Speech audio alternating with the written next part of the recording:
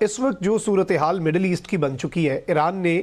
ایک ڈیڑھ ہفتہ قبل یو این سیکیورٹی کاؤنسل کو ایک خط لکھ کر آگاہ کیا تھا کہ امریکہ اور اسرائیل ایران پر حملے کی پلاننگ کر رہے ہیں، اور اس حملے کے آفٹر میتھ کے طور پر جو جنگ ہوگی وہ صرف ایران تک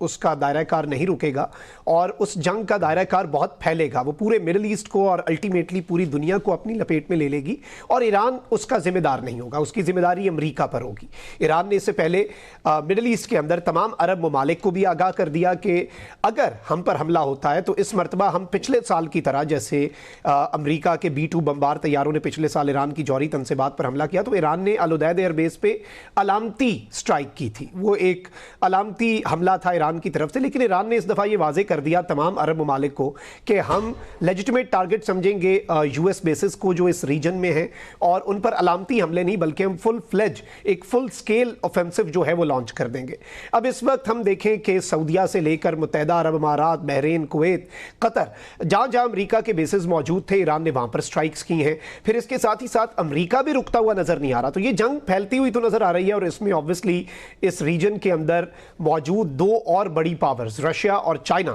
جو کہ ایران کے الائز ہیں، ان کا رول بھی بہت اہمیت کا حامل ہے، اور اس میں آئی تھنک کہ ان کے رول کو بھی ہمیں دیکھنا ہوگا کہ یہ کس طرح سے اس پر اپنا رسپانس دیتے ہیں۔ کیا یہ ایران کی اسی طرز پر مدد جاری رکھیں گے جیسے پہلے کرتے تھے کہ بس ہتھیار پرووائڈ کر دیے اور کچھ سپورٹ پرووائڈ کر دی، یا پھر یہ اس تنازع میں شامل ہوتے ہیں؟ البتہ یہ تنازع پھیلتا ہوا ہمیں نظر آ رہا ہے، صورتحال بلا شبہ تشویشناک ہے، پریشان کن ہے، اور الٹیمیٹلی ورلڈ پیس جو ہے وہ اس وقت مکمل طور پہ خطرے میں ہے۔ اور امریکہ اور اسرائیل کی ان سٹرائکس کے بعد ایران نے بھی اپنا آپریشن جو لانچ کیا ہے، اس سے ایک چیز واضح ہو گئی ہے کہ ایران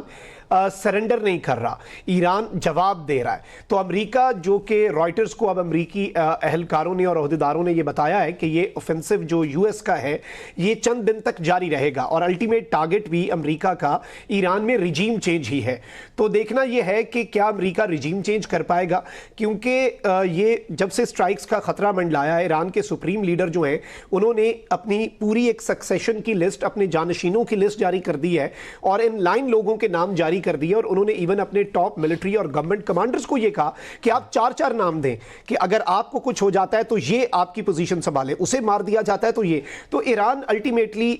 فائٹ بیک کرنے کے موڈ میں ہے۔ تو سوال یہ بھی ہے کہ اگر ٹاپ لیڈرشپ کو ایلیمنیٹ بھی کر دیا جاتا ہے، جو کہ وہ اینٹیسپیٹ کر رہے ہیں، وہ کہتے ہیں کہ ہمیں پتہ ہے کہ انہوں نے ہمیں ہٹ کرنا ہے، لیکن کیا ایران میں رجیم چینج ہو پائے گا؟ کیا ایران کے اندر معاملات ٹھیک طریقے سے چل جائیں گے؟ وینزویلا نہیں ہے ایران۔ ایران نے یہ چند گھنٹوں میں واضح کر دیا کہ ایران از ناٹ وینزویلا۔ تو ایران نے بڑے اپنے لمیٹڈ ریسورسز ہیں اس کے، لیکن اس میں جس طرح سے سٹرائک کیا ہے شاید ٹرمپ کو بھی یہ نہیں لگ رہا تھا، کیونکہ ٹرمپ کے تجزیہ جو آپس اس کے ایڈوائزرز ہیں انہوں نے یو ایس میڈیا کو یہ بتایا کہ ٹرمپ کو یہ لگتا ہے کہ ہم ایک دن ماریں گے، زور کی سٹرائک کریں گے، ایران کو مجبور کر دیں گے ڈیل پہ، اور معاملہ حل ہو جائے گا، لیکن ایسا ہوا نہیں۔